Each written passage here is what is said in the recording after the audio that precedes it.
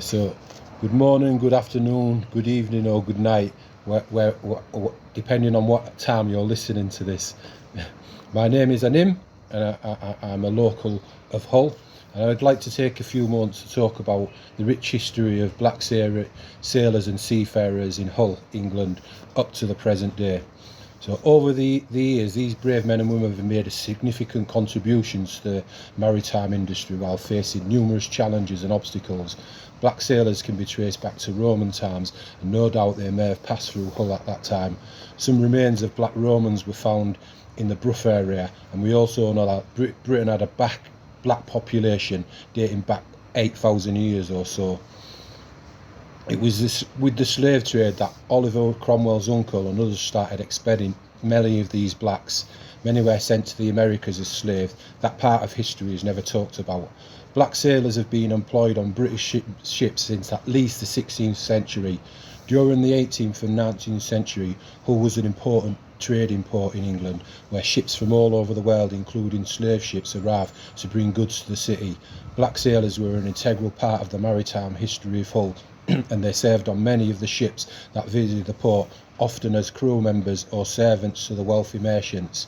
In the mid-18th century, there were a few hundred black sailors in Hull, many of whom were former slaves who gained their freedom, found work in the city's shipping industry, including the whaling industry. However, as the demand for labour increased, many sailors were recruited from Africa and the Caribbean, particularly during the 19th century. Some black sailors also chose to settle in Hull with their families, opening business and contributing to the local community. Many African countries started shipping companies of their own, and many of these were frequent visitors to Hull, along with the African crew members.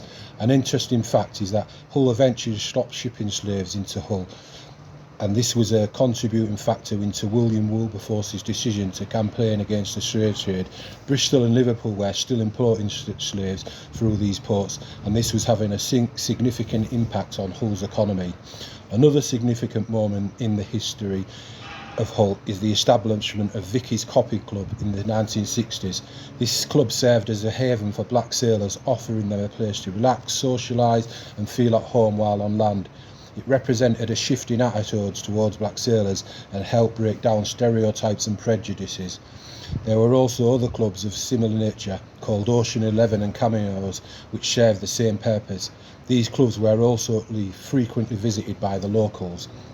Many of the locals grew up listening to Northern Soul, and it had a very big following in Hull. Northern Soul has its roots in seafaring.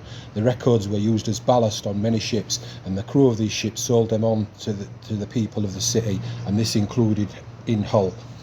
Furthermore, let us not forget the Seamen's Mission, which provided welfare and support to the services to seafarers of all races and religion. Their work was especially vital for black sailors who faced discrimination and limited opportunity in the industry. Black sailors and seafarers were an essential part of Hull's maritime industry, working for companies like Elder Dempster, Palm Line, Black Star Line, Nigerian National Shipping Line and Cameroon Shipping Line. These companies were responsible for transporting goods and people across the world, and it is crucial for us to recognise the contributions of all our workers, regardless of their race, gender or nationality.